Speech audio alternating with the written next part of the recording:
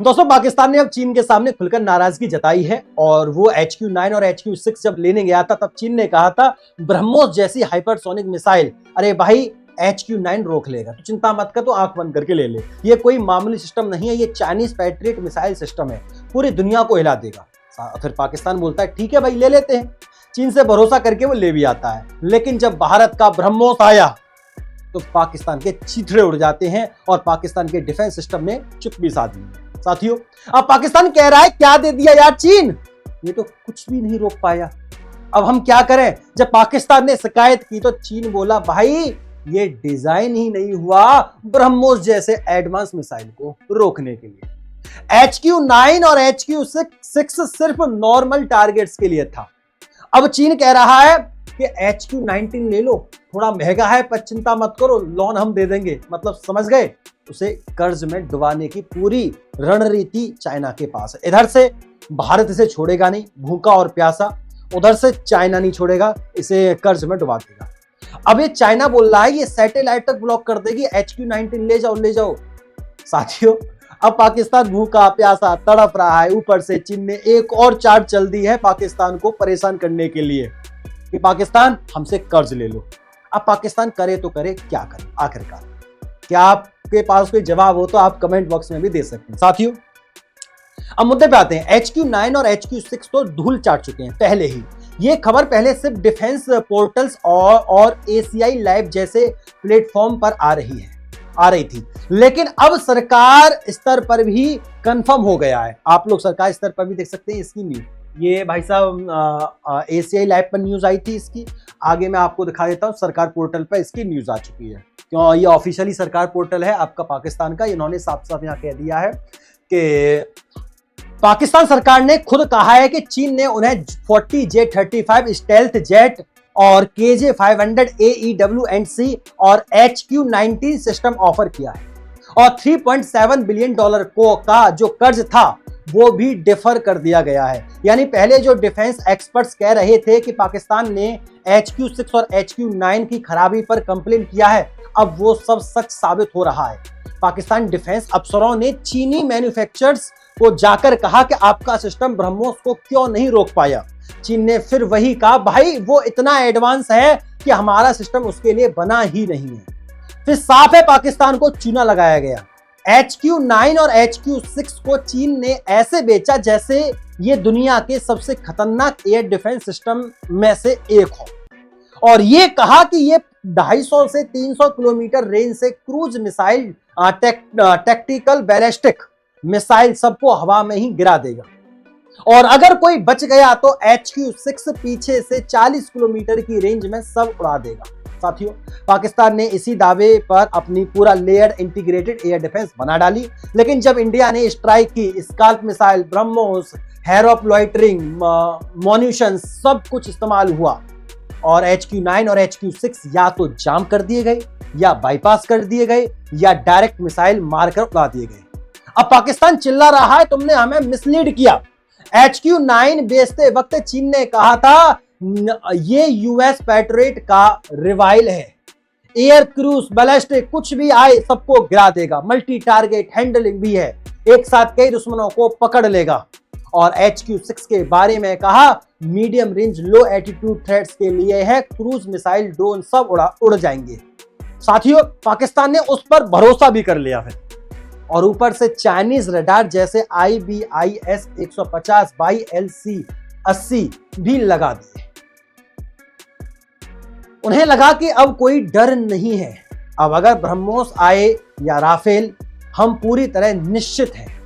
लेकिन अब फिर आया ऑपरेशन सिंदूर। भारतीय मिसाइलों ने पाकिस्तान के एयर बेसिस और बेयर बेसिस को न्यूट्रलाइज कर दिया। सबसे बड़ा झटका तो बाई LC-80 रडार की तबाही से लगा। ये रडार पाकिस्तान के पंजाब के चुनियन एयरबोर्स में लगा था। ये कोई मामूली रडार नहीं था, ये था चीन का फ्लैगशिप एंटी स्टेल्थ रडार। साथियों, जब भारत ने राफेल खरीदे तो पाकिस्तान डर के मारे चीन भागा, और चीन ने कहा तू टेंशन मत ले, मैं तुझे रडार देता हूं जो राफेल को क्या F-22 और F-35 को भी पकड़ लेगा। और फिर उसने अपने इन्वेंट्री से ही बाई LC-80 पाकिस्तान को दे दिया। बोला ये दुनिया का पहला UHF band anti stealth radar है। साथियों, स्टील्थ एयरक्राफ्ट कुछ भी नहीं बचेगा, लेकिन जैसे ही राफेल ने पैर रखा और ब्रह्मोस ने हमला बोला, भाई YLC-80 हवा में उड़ गया। साथियों, भारत सरकार ने इसकी तस्वीरें और जानकारी भी शेयर की। ग्लोबल टाइम्स कहता था कि YLC-80 रडार इतना बड़ा है कि ये 2 बैडमिंटन कोर्ट जितना फैलाव है। इसका एंटीना अंडरमेश्ड है। इसकी पावर और सिग्नल प्रोसेसिंग टेक्नोलॉजी से कोई भी रडार कंप्लीट नहीं कर सकता, लेकिन सब झूठ निकला। अब जब पाकिस्तान ने सवाल उठाए तो चीनी सोशल मीडिया फॉर्म्स पर बहस छिड़ गई। चीनी कमेंटेटर कह रहे हैं कि रडार सही था, पाकिस्तानियों को चलाना नहीं आता, ऑपरेटर यूजलेस थे, स्ट्रेटजी जीरो थी, मतलब सिस्टम बेचा भी तुमने, ट्रेनिंग भी तुमने दी और अब गलती पाकिस्तान की है। तो रियलिटी तो यह है साथियों कि पाकिस्तान का 80% डिफेंस चाइना से आता है। $20 बिलियन से ज्यादा के चाइनीज आर्म्स वो यूज कर रहा है। J-10C, JF-17, PL-15, Wing Loong second drones, लेकिन ऑपरेशन सिंदूर में ये सब के सब फेल हो गए। चीन को डर है अगर पाकिस्तान अब टर्की या यूरोप की तरफ देखेगा तो उसका सबसे बड़ा डिफेंस कस्टमर हाथ से निकल जाएगा, और शायद इसी डर में पाकिस्तान को एक नया चुना ऑफर भी कर दिया है। 40J-35, KJ-500, HQ-19 और साथ में लॉन्च।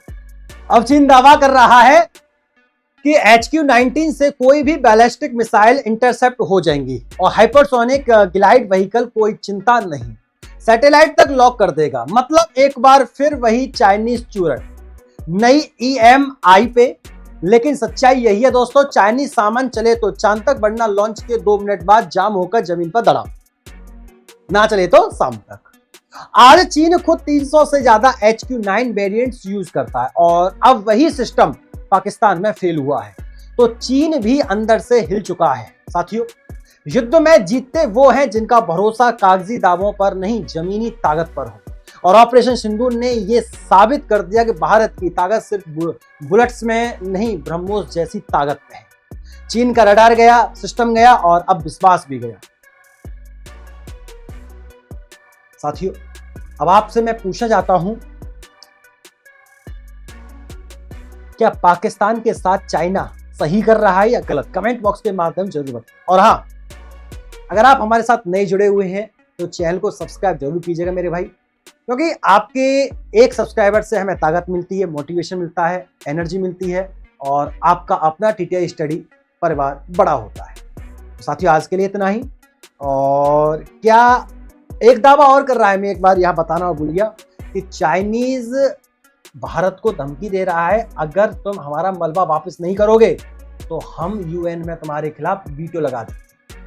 तो क्या भारत को PL-15 वापस कर देनी चाहिए, जो पाकिस्तान की मिसाइल जो थी, जो हिंदुस्तान में आकर गिर गई थी, ना फटी ना चली, डायरेक्ट आकर गिर गई थी, तो क्या उसे वापस करना चाहिए या नहीं? कमेंट बॉक्स के माध्यम जरूर बताना। वो मलबा मांगने का दावा भी कर रहा है, तो क्या अपना मलबा उसे भारत से ले लेना चाहिए, भारत को दे देना चाहिए या नहीं? कमेंट बॉक्स के माध्यम से जरूर बताएं, या भारत उस पर गहराई से अध्ययन करे कि किस तरीके की मिसाइल ये प्रयोग कर रहा है, किस तरीके का मटेरियल मिसाइल में लगा।